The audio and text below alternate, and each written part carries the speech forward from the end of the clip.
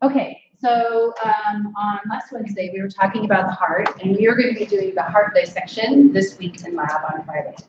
So you need to be able to know the flow of blood through the heart and out to the body. So remember that we have two circuits. And so this circuit in the middle right here would be called what as you look at the body? So what would that circuit be called that goes out to the body?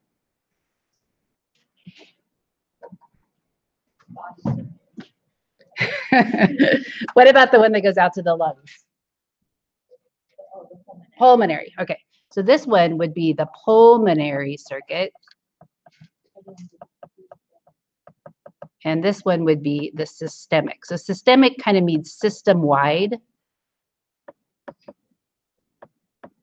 So that's out to the whole body. And your diagram is in black and white. Okay? But when we look at the circulation, blood returns to what major chamber of the heart? So it goes from out to the body, but as the blood travels up, what chamber does it enter? Nope. Starts with an A. It's not the aorta. Atrium. And which one? Right. Right. Right? Okay, correct.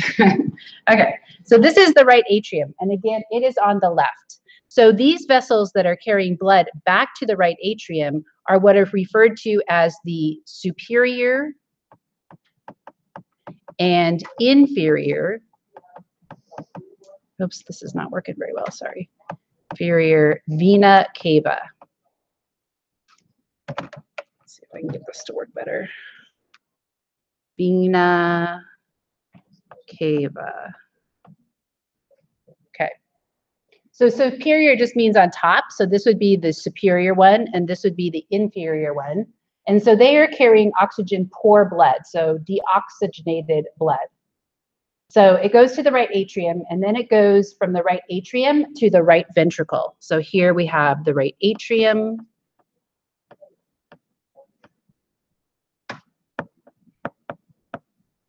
Here we have the right ventricle. Okay. So from the right ventricle, it has to go through a pulmonary semilunar valve. So remember that the semilunar valves are shaped like half moons because the way that they work is that the blood catches in them and helps to close them. And so notice that the blood is traveling out, it's unoxygenated, and this is what is referred to as the pulmonary trunk. And so from the pulmonary trunk, oh man, this is going to be a pain in the butt. From the pulmonary trunk, it goes out to the pulmonary circuit, and then it comes back to the left atrium. So I'll just write it as left atrium.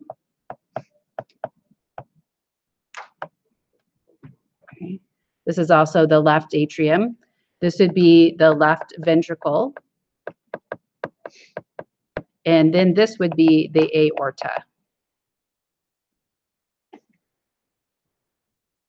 So remember the difference between arteries and veins are that arteries are carrying blood away, or no, towards the heart, no, away from the heart. Arteries carry blood away from the heart, and veins carry blood back to the heart.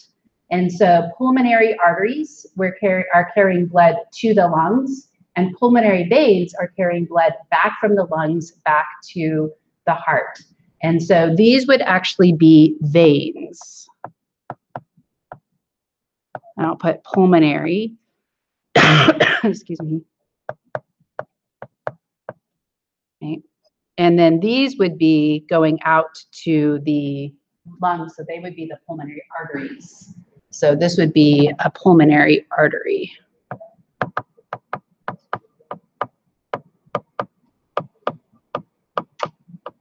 Okay.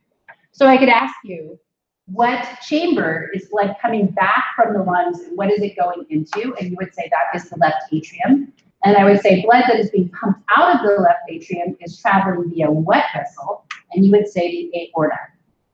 Blood coming back from the body is traveling via what blood vessel? And you would say the superior and inferior vena cava, or you could just say the vena cava, right?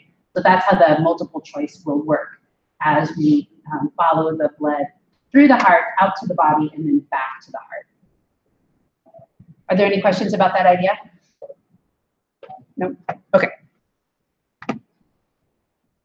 So if you turn your hand over, we're going to talk about the cardiac muscle in a second, but I want to talk about the cardiac cycle first. And so when we talk about systole or systolic pressure, this is blood pressure in an artery. Okay. Then we have the diastolic pressure.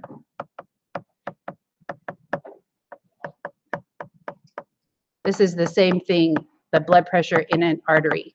So sometimes you see these terms written like 140, and their units are millimeters of mercury over like 90 millimeters of mercury. And this is kind of the high end. So if you have more, if you're like more like me, or maybe if you get your blood pressure checked, it might be like 128 over 78, right? So this is kind of the high end of that pressure. So systolic pressure is when the ventricles are contracting.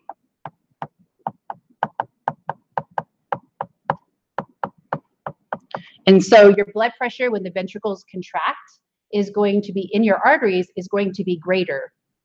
So that then we have the ventricles relaxing during diastolic pressure.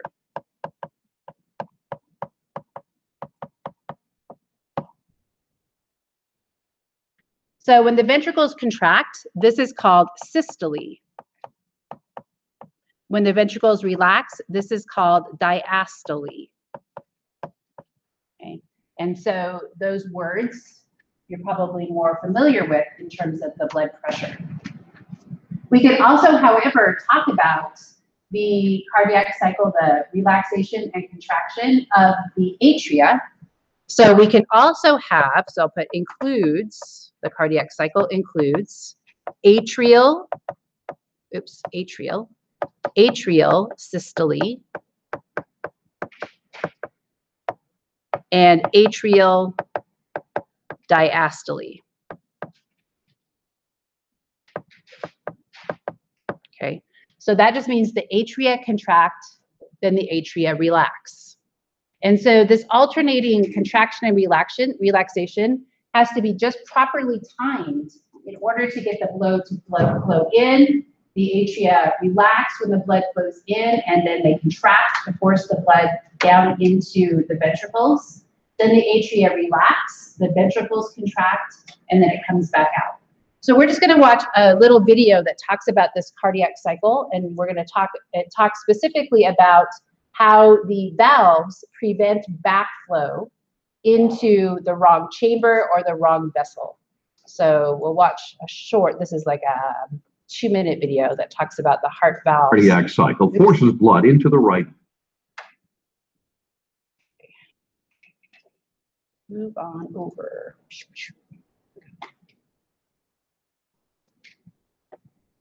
Volume down just a little bit.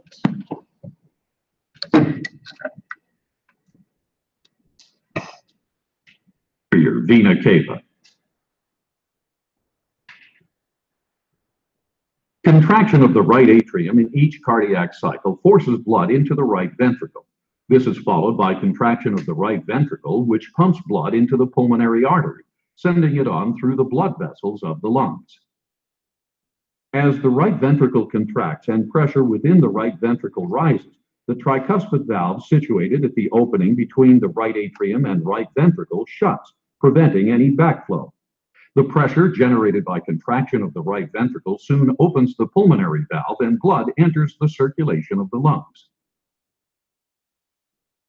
After passing through the circulation of the lungs, the blood, having been recharged with oxygen and having rid itself of carbon dioxide, is returned through the pulmonary veins to the left atrium.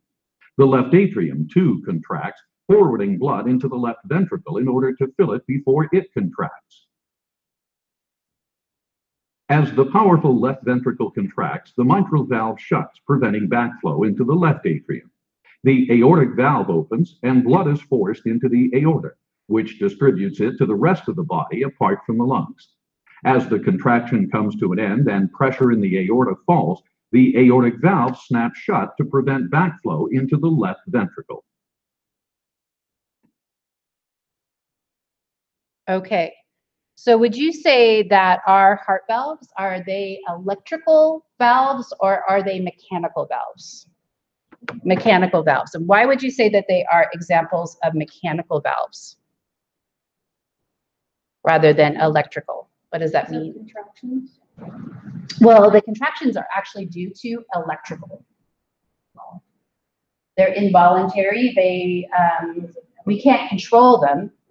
But why? What is the mechanical energy? What is the actual energy that opens and closes the valves? The blood itself, right? So it's the flow of blood. So it's the differences in partial, or actually not in partial pressures, but the differences in pressures that of the blood flow that causes the valves to open and to close. And so that's why they are said to be mechanical. Yes. Sorry, is the cardiac cycle somewhere in the book? Yes. It is in the book. I think they talk about, I'm not sure what page it's on, sorry, but it should be. You can look at it in the back. The heart chapter has a pretty good little like red and blue color coded with arrows and stuff. So Okay. that's pretty. Yeah. Okay. So let's look at the cardiac muscle image. So when you look at this image, does this tissue look striated or not striated? Are there striations present? What do you think?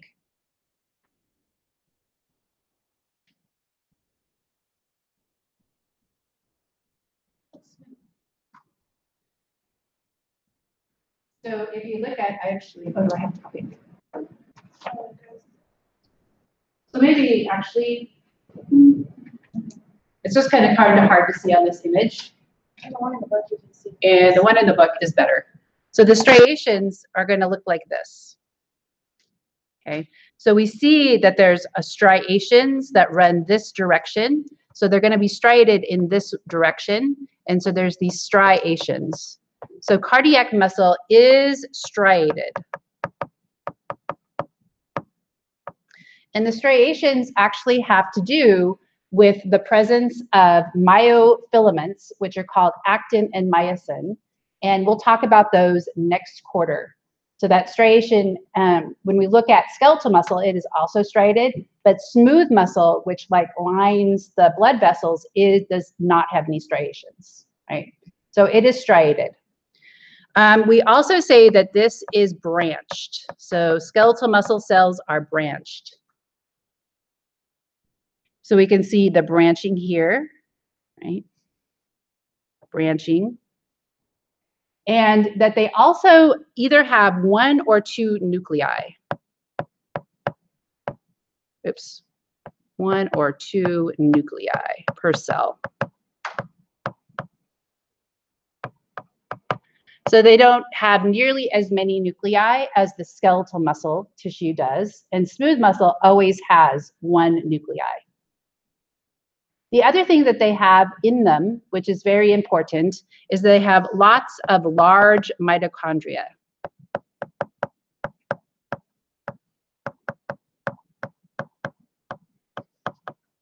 And the reason why they have lots of large mitochondria is this is what produces ATP aerobically. So they use oxygen to produce ATP aerobically. So that is why, one of the reasons why it is so devastating when you shut off or you get a blocked coronary artery and you get a myocardial infarction, you get a heart attack, because if they don't have oxygen, they cannot produce energy anaerobically very well. So they rely upon oxygen. So if you cut oxygen supply off to the heart cells will begin to die. And then they'll be replaced by connective tissue, and the heart will lose some of its ability to pump the blood. They also have intercellular junctions.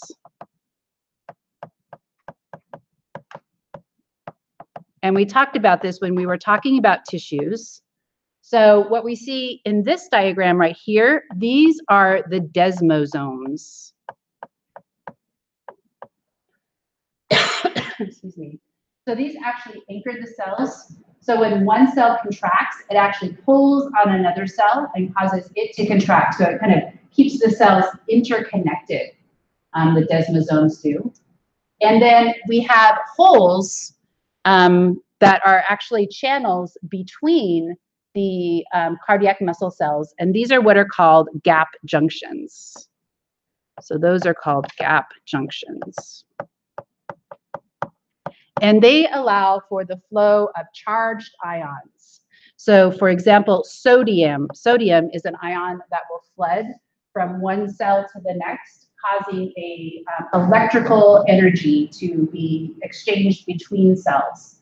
So the cells are able to transmit an electrical, when we talk about electrical energy, it's just the transmission of charged particles.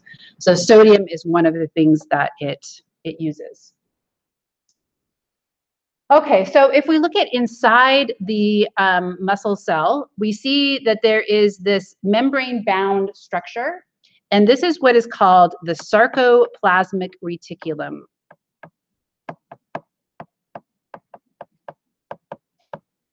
And the sarco means muscle.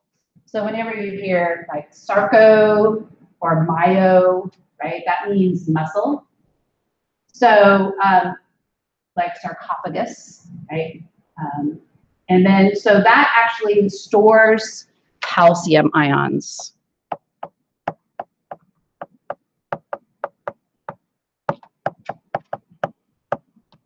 These are necessary for muscle contraction.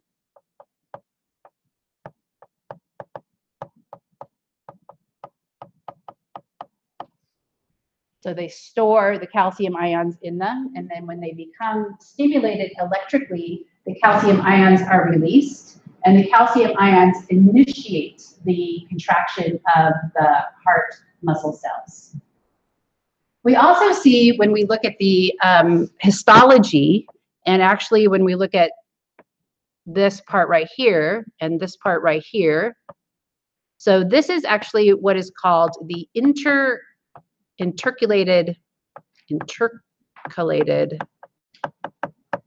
discs.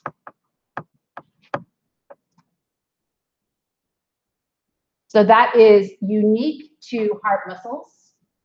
And again, that just creates a connection from one heart muscle to the next so that they will contract as a unit. One of the interesting things about the cardiac muscle cells is that some cardiac muscle cells are said to be pacemaker cells. So if we talk about cardiac pacemaker cells, these cells make up about 1% of the whole heart, so they're not very abundant. But they can actually initiate a contraction.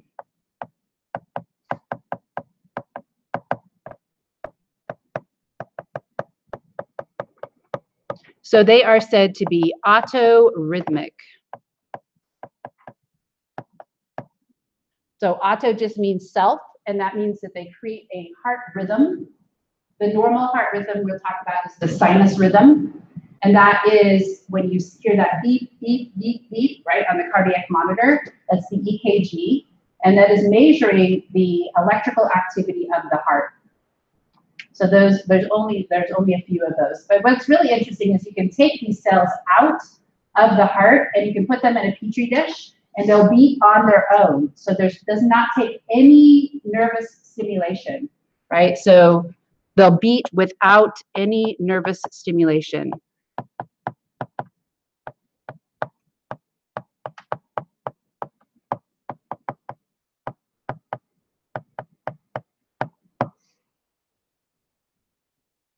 And so you can also, in some organisms, particularly turtles, for some reason turtles are known for having very strong hearts.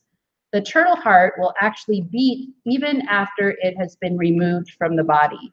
And I did this experiment. I was very unhappy about doing this experiment, actually, because we were catching turtles from the wild, and they were actually like maybe 30-year-old turtles that we were doing it on.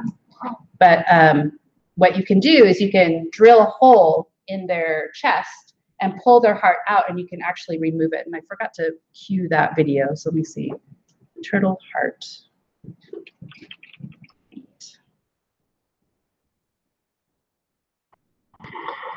Okay, so what you can do with the heart, and this doesn't necessarily work with humans. We saw in the video that when they remove the heart stops beating in humans.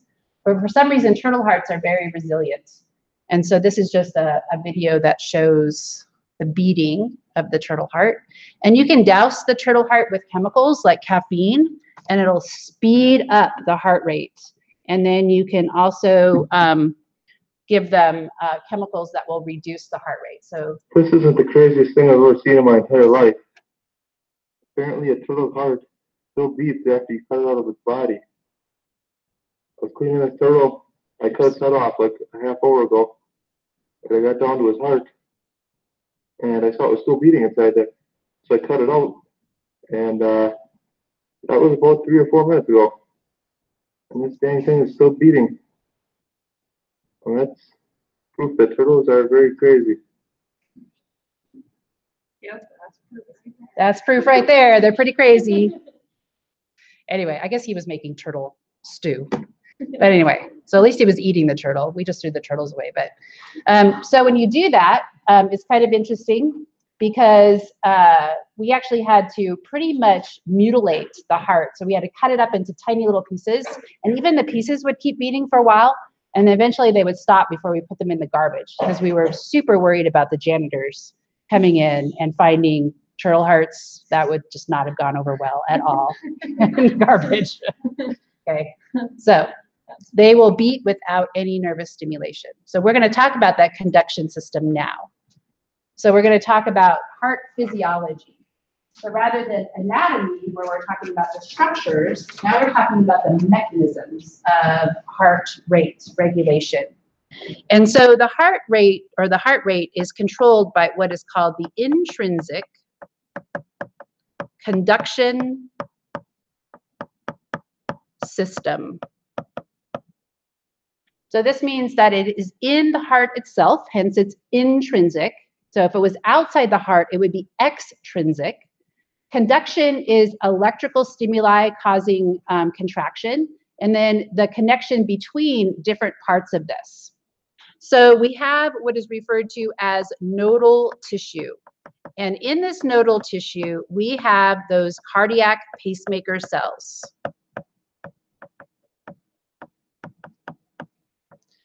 We want the cardiac pacemaker cells to only be in certain parts. Sometimes that does not work, and you get extra nodal tissue ending up outside of the where it's supposed to be, and then that causes arrhythmia. So it causes the heart to beat irregularly. So when we talk about this nodal tissue, the first one is the sinoatrial node. Oops, sino, sorry. So S-I-N-O, atrial node. And this is what creates the normal heart rhythm. So this is called the sinus rhythm. And left on its own, the sinoatrial node will fire about 75 times per minute.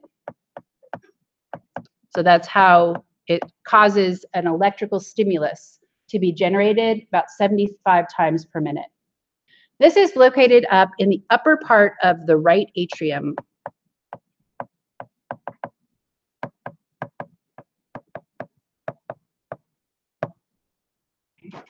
So that is what is sometimes referred to as the pacemaker, right?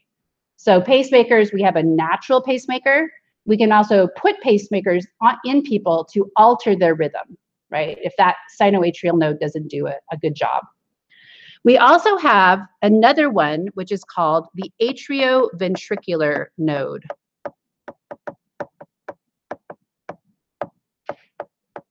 And this is in the bottom part of the right atrium.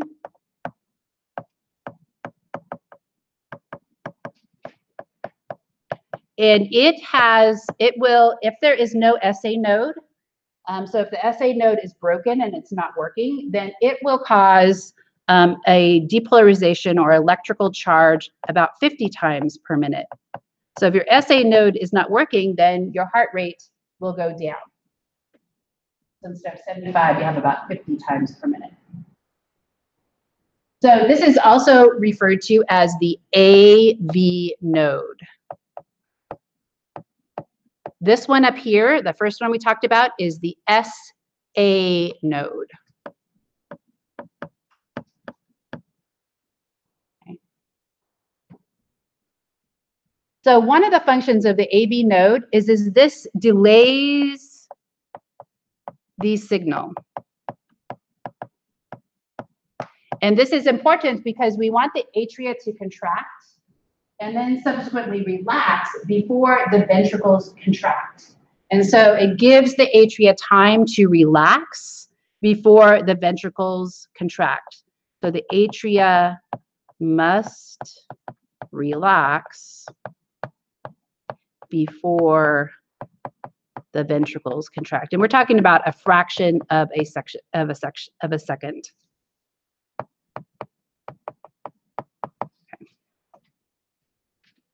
Okay, so one of the things about our heart is it is a blind-ended pouch. And so blood needs to not be forced to the bottom of the heart. So the ventricles need to pump from the bottom up.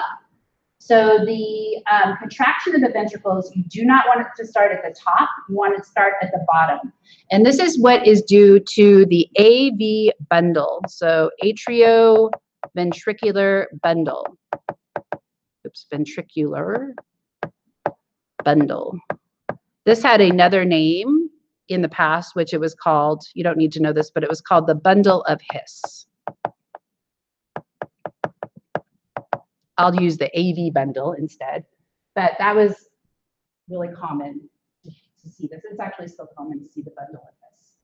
So what this does is this sends the signal down to the bottom of the heart.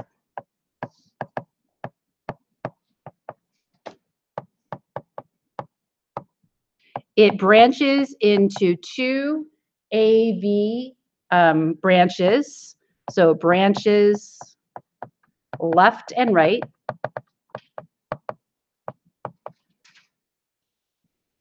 And it ends in what are called Purkinje fibers. So Purkinje, like the bundle of His, is probably named after the person that discovered them. So Purkinje, P-U-R-K-I-N-J-E,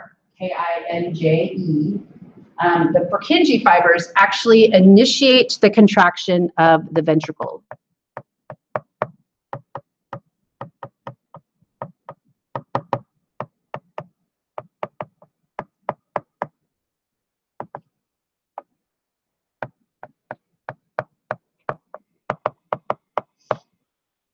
So the ventricles will pump from the bottom up, forcing the blood out. If they pump from the top down, then the blood would get down there and it would start to circulate. It would hit the wall and start to circulate in a really chaotic pattern. And so we might get damage to the heart wall. We might get blood clots occurring, and all that would be very bad.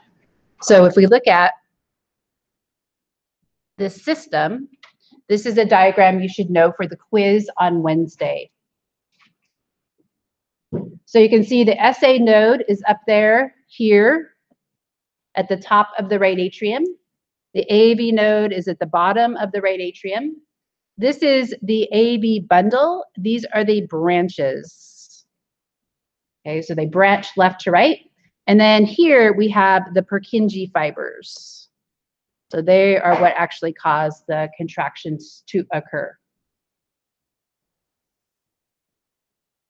Now we can actually measure the flow of electricity through the heart by doing what is called an EKG.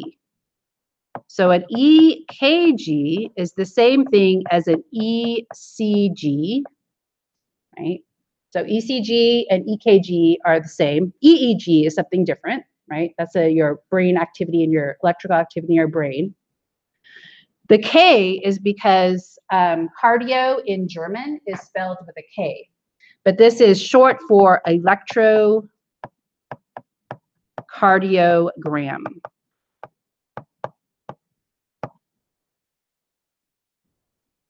So this is the measure of electricity moving through the heart. So when we look at the electrocardiogram, we see that there's a little blip here, and then it goes big, up, oops, not like that, up, and then down, and then back, and then another little blip, okay?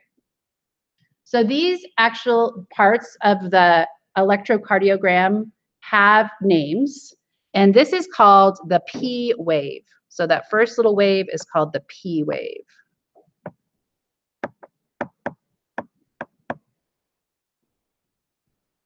This right here, the middle part, is QRS. Now just notice that they are in alphabetical order, so you can remember this, right? No P, QRS. So what do you think this one is? It's at the very end. T. So this is the T wave. So you just remember the alphabet and you got this going on, right? Where to start at least. Okay. So these represent what is happening in different parts of the heart. So in the P wave, okay, this is where the atria are contracting. So they're becoming depolarized. You don't need to know what that means, but they are contracting the P wave. The QRS complex is where the ventricles are contracting.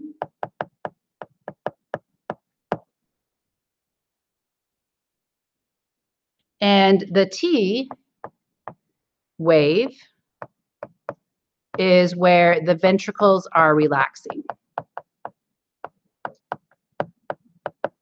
Now, in there, the atria also have to relax, but it just gets we don't see it because when the ventricles relax, we see the QRS, right? Or when they contract, excuse me, when the ventricles contract. So we don't see the P wave, or we don't see a corresponding part of the electrocardiogram where the atria are undergoing diastole.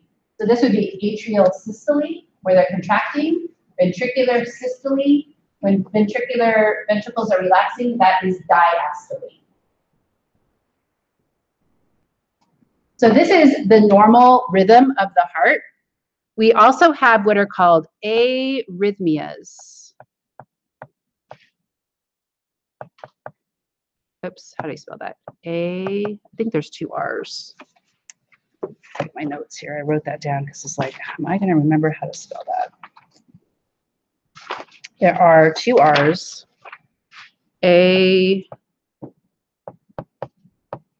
Arrhythmias.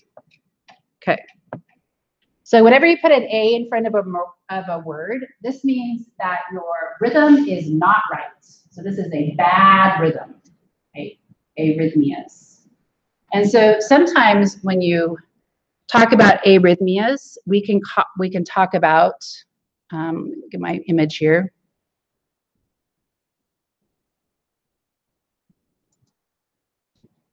So this is the normal one. If you look at this one right here, you don't need to know the names of these, but this would be an arrhythmia because there are no P waves. And so what that means is that the SA node is not firing. So the AV node is doing the work. And notice when the AV node is doing the work, there are less beats per minute. So there's 40 to 60 beats per minute. Notice this one, there's actually, hence there's more P than QRS waves. So P waves are actually being produced, but they're not being conducted through the AV node. And so we actually have 2 P waves. So like we have a P wave here. No, that would be T. A P wave here and a P wave there. Okay. And then this is called fibrillation.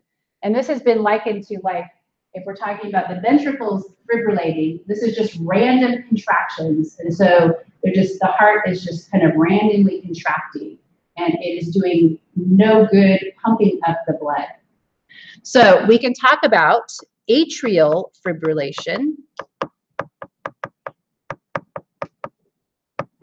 Sometimes people break this down into AFib, right? Atrial fibrillation.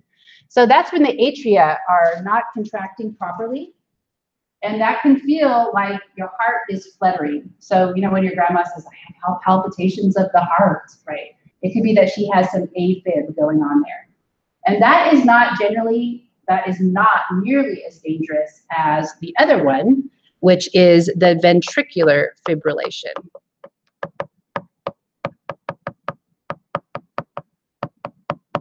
Okay, so this can be sometimes called as heart palpitations. Sometimes this also goes along with a really elevated heart rate. So instead of, you know, 100 beats per minute, it's like 160 beats per minute. So you have your heart rate is elevated, right? So the ventricular fibrillation, it can lead to cardiac arrest.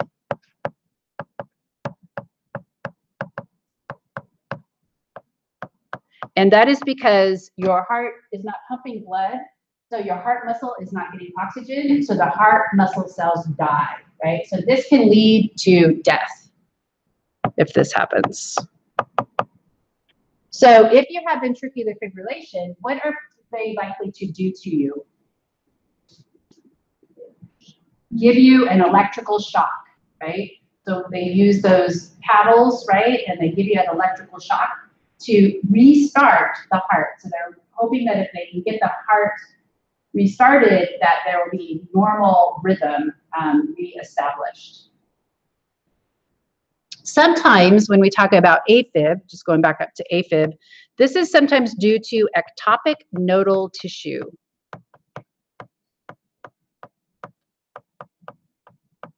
So ectopic means that it's out of its normal location. So sometimes people, and this sometimes happens to athletes, where they are like aerobic athletes, like they're runners, like long distance runners or long distance bicyclists.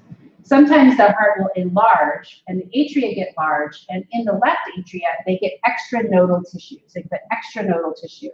And so then what they have to do is they have to go in and burn that extranodal tissue because it is causing AFib. It's the reason why the atria are contracting irregularly in a person that has atrial fibrillation.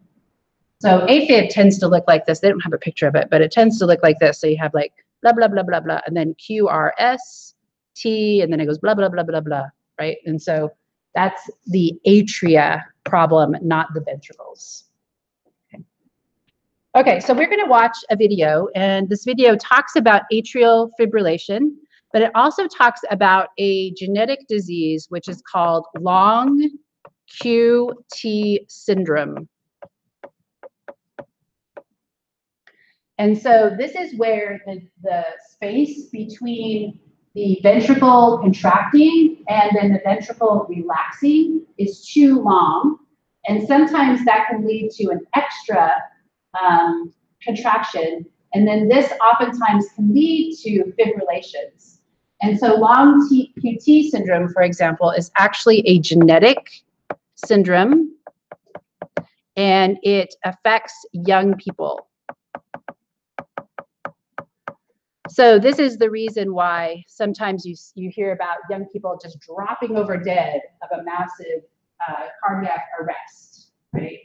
And they die, and it's like, well, how could somebody that young die? And it could be that their electrical system of their heart, they didn't have like blocked coronary arteries or anything. It was just the electrical of their system of their heart was not working properly. This video also talks about so it's kind of a long 20-minute video, and it talks specifically about the development of pacemakers. And so how pacemakers went from being external to now actually you can implant them in a person's body cavity or in their chest. And that pacemaker can actually give a shock to the heart if the heart stops. Okay. So.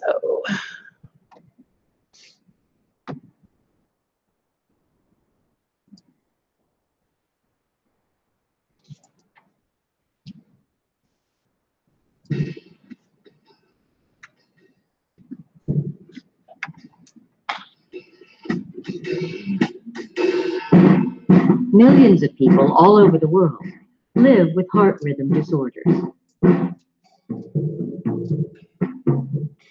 Many have been successfully diagnosed and treated. But for some, the problems are more complicated. Abnormal rhythms, arrhythmias, are often sporadic and mysterious. The heart is a biologic organ. It's not a Swiss watch. And it can have little hiccups where the heart rhythm is not 60, 70 beats a minute on time all the time. It can have an extra beat or it can drop a beat, and often these things are of no consequence whatsoever. However, when they occur frequently and cause a series of rapid heartbeats, then the rhythm can get very out of kilter.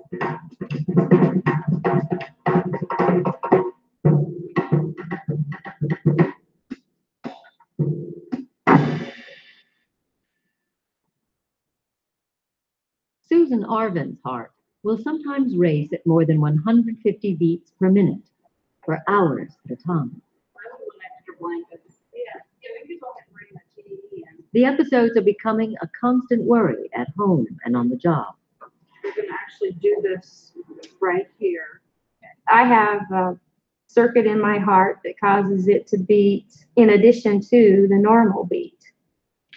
I'm an electrical engineer with one too many wires, is what I tell the people at work. It does affect my life, and I'm ready to have it taken care of, I hope. Doctors will now try to reorganize Susan's heartbeat and restore its natural rhythm.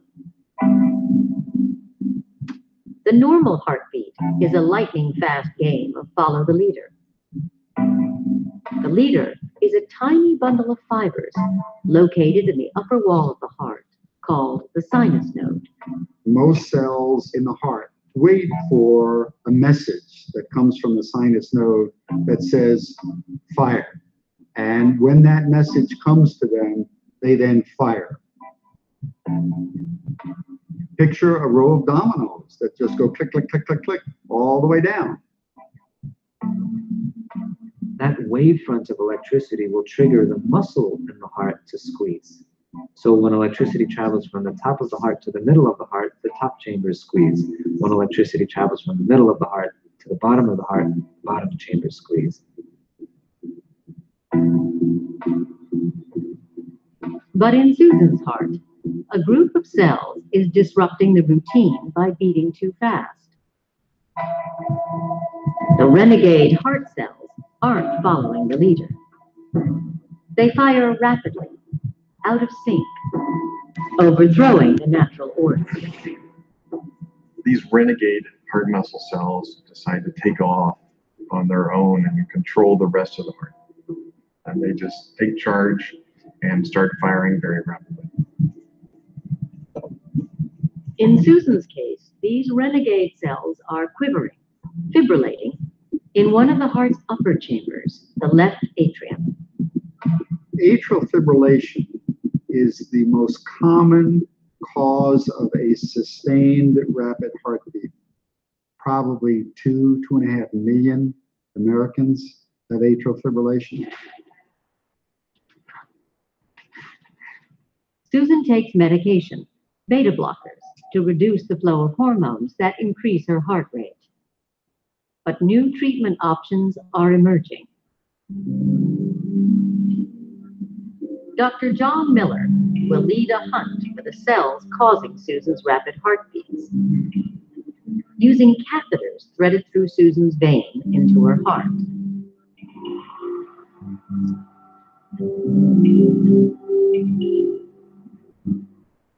That's good. Once they are in place, Miller manipulates one of the catheters by remote control from the next room. A little deflection on why you're talking. Probing the heart's chambers in search of disruptive cells. We can find that area causing that rapid heartbeat. And we can localize the exact group of cells causing it. And then we can kill those cells. Using high-frequency radio waves, the catheter knocks out the renegade cells by burning them. It sounds, oh my God, you're burning my heart. In actual fact, the group of cells we burn is so small, the heart shrugs it off and it's really no problem. And the overall squeeze, the function of the heart. The procedure is called ablation. And every year, tens of thousands of Americans, like Susan Arvin, have hyperactive cells in their hearts hunted down and eliminated. We got this map that localized it to a very small area here. This is probably just inside the vein a little bit. That's the hot spot. That's where it's emanating from. So what we're going to try to do is end up with a ring of these red dots practically surrounding this vein here. Each red dot marks a burn the size of a pencil eraser. Heart cells destroyed to ensure they will no longer conduct electricity. In some patients, eliminating the problem forever. The nature of what we can do in electrophysiology is a little different than other areas of cardiology. Coronary disease, for instance, you're never quite done with it. With heart failure, you're never quite done with the disorder. With many of the rhythm disturbances with which we deal, you're done. You can be completely cured of this.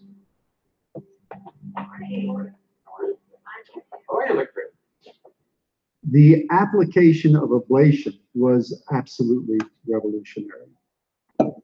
When we do an ablation, you now leave the laboratory a healthy individual. Wonderful. Nothing but normal. It's not with all the rapid heartbeats, but with some of them, it is absolutely that dramatic, and it is revolutionary.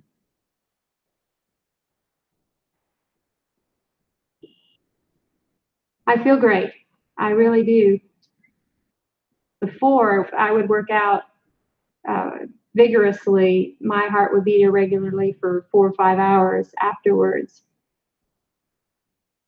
You know, after the procedure, it took me a couple of weeks to get totally over it and have it out of my mind, but it's kind of like a weight's been lifted from my shoulders. You know, I didn't realize how much I was thinking about it and how it was weighing on my mind until I didn't have to anymore.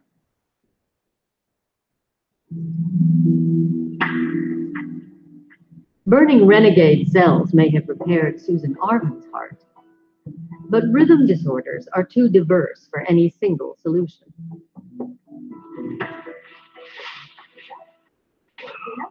There is no cure for Kevin Oyle's heart defect. Every heartbeat could lead to another arrest. Those who have been struck down by long QT are likely to be hit again. Yeah, there's so fun to say no. But there is help. Once, Kevin's friend saved his life with a defibrillator. Now, he takes one with him wherever he goes. Your heart's great. But this defibrillator is the size of a cell phone. Set up for me. It is implanted in his chest, just below the left collarbone. Should his heart's rhythm fall into chaos again, the device is designed to fire automatically and shock him back to life. The implantable defibrillator, implantable cardioverted defibrillator, ICD, is an incredible device that treats the fast heartbeats, stops them, and reverts the patient back to a normal rhythm. Patients now have an umbilical cord attached to medical therapy that they know will prevent them from having sudden death. Have you had any problems at all, Kevin? No chest pain, shortness of breath? It's like having an emergency room implanted in your chest. Okay. No one's hit you there? No. A few decades ago, doctors could hardly imagine a device like Kevin's. The heart, they feared, was too delicate to tamper with. You realize that cardiology is a relatively young specialty. The first really good textbooks on cardiology were written in the early 30s. It wasn't until World War II that doctors, pulling shrapnel from wounded soldiers' hearts, began to learn how durable an organ it can be. After the war, cardiologists continued breaking new ground. To speed up fatally slow heartbeats, they used crude generators that sent a series of electrical impulses to the heart. They called the new machines pacemakers. The original pacemakers consisted of a box that produced an electrical shock. An electrical shock was delivered to the heart through pads that were placed on the chest wall. This stimulated the heart all right, but it also stimulated all the muscles between the pads that you put on the heart and the heart. The chest wall would go like that with each heartbeat.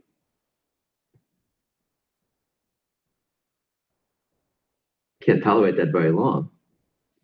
So it wasn't a good way to treat people. A small group of heart surgeons and electrical engineers, some of them working out of their garages, experimented with ways to pace the heart using a less powerful series of shocks. The key was delivering the electrical impulses directly to the heart. For years, surgeons sewed the pacemaker's wires to the heart's outer wall. When I first started doing transthoracic pacing, opening the chest, the heart was moving. You didn't want to make a mistake and hit one of the arteries in the heart with the needle, so you'd like to have the heart still. There were two ways to hold it still. One is to just hold it still, just not let it wiggle too much, and you can hold it pretty still with your hand. And the other is if you have a temporary pacemaker in, and the patient needed a pacemaker, to turn off the pacemaker. I would say to the anesthesiologist, turn the heart off. And he would turn off the external pacemaker, the heart would stop. I knew I had 20 seconds before the patient got in trouble. And when it was stopped, I could put the needle exactly where I wanted. And I'd say, okay, turn the heart on. And he'd start the heart again.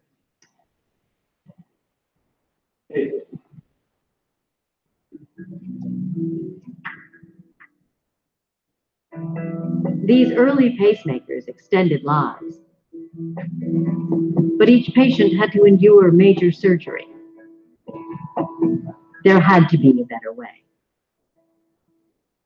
And Seymour Furman, a 26-year-old resident at Montefiore Hospital in the Bronx, found one. Instead of opening up the chest to get to the heart, Furman tried a different approach. Part of the body's own highway system, the veins.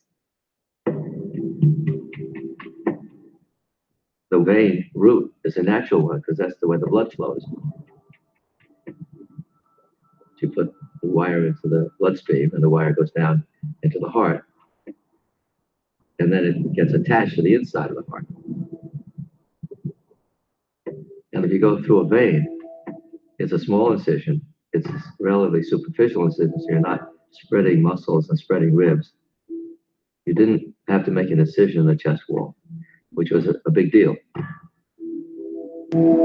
Furman's simpler and safer method opened a new era in cardiac treatment. With better batteries, pacemakers became smaller. Small enough to insert under the patient's skin. With microchips, the devices evolved even further. Some pacemakers keep the heart beating smoothly. Others help the heart muscle to squeeze more forcefully. And implantable defibrillators shock the heart back into rhythm when it beats out of control.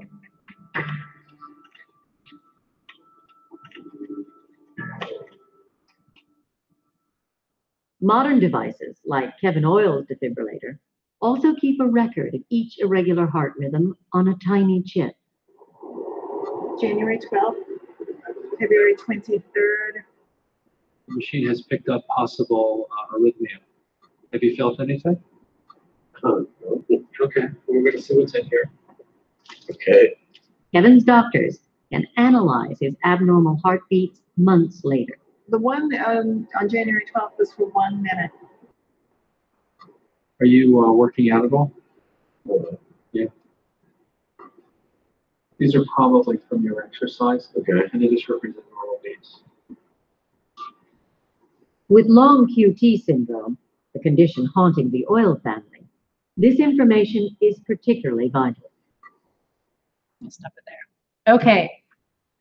So does anybody remember what the word they used for burning the extra nodal tissue? Ablation. So that's with an A. It's A-B-L-A-T-I-O-N.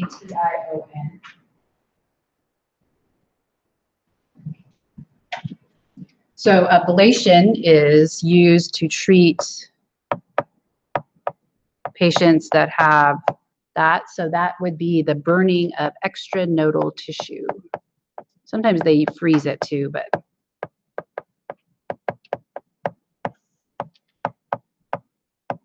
nodal tissue.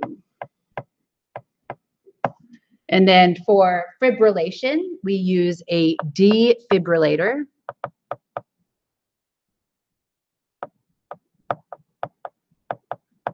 Right, so this shocks the heart, it stops it and restarts.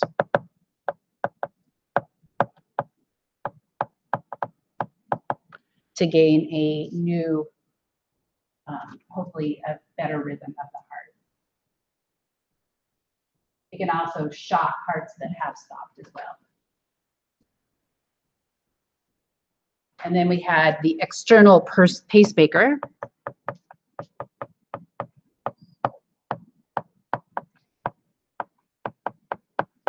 So this is an artificial device to regulate heart rate.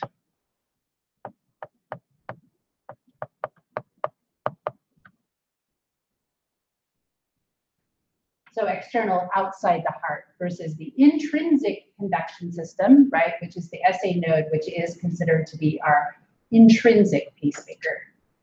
But if the SA node stops working for whatever reason, the heart rate goes slow, you could get, for example, a pacemaker inserted into your chest that would act as an SA node. So when we say external pacemaker, are we talking like outside of the body external? No, I meant external. It could be inside his body, Okay. but it's outside the heart, right? And so that is another topic, which is how we modify that basic rhythm of the heart so that we know that when we climb a set of stairs, the heart rate goes up, right? When we're scared, the heart rate goes up. When we're angry, our heart rate will go up. When we relax and are sleeping, our heart rate goes down. So we can ask how we modify that basic rhythm, and this is through extrinsic, right? Extrinsic innervation, for example. So innervation means that the nervous system connects. So there are neurons that go to the SA node and they also connect to the AV node. So this would be nerves connecting to the SA and AV node. And when we talk about the nervous system, we'll talk about the autonomic nervous system or nervous division. And you probably learned about this in psychology as well. So the autonomic nervous division that's responsible for an elevated heart rate is called the sympathetic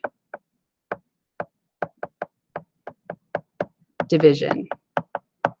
So this is responsible for fight or flight responses. And then opposite of sympathetic is the parasympathetic.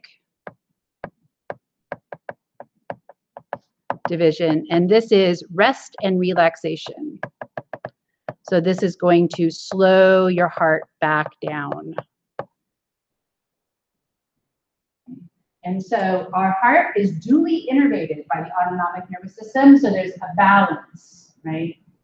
If the sympathetic nervous system takes over too much, then we have our elevated heart rate, tachycardia, and then if it goes down too much, it would be bradycardia. So tachycardia is a high, too high.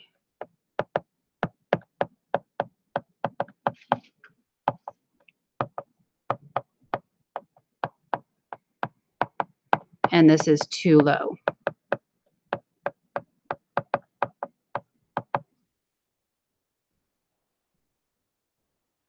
So if we look at a diagram that shows this innervation of the SA and AB nodes, it's right here.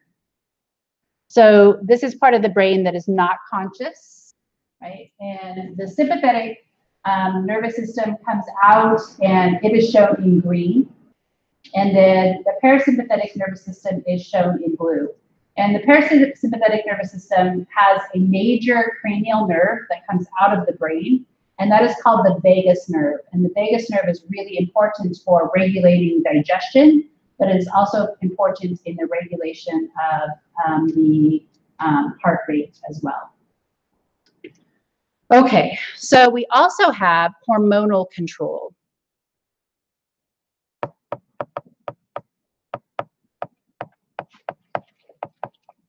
So we have a gland called the adrenal gland, and it can release epinephrine. And epinephrine we'll talk about is a neurotransmitter, but it is also a hormone. So we'll put just hormone. And this increases heart rate over a long period of time.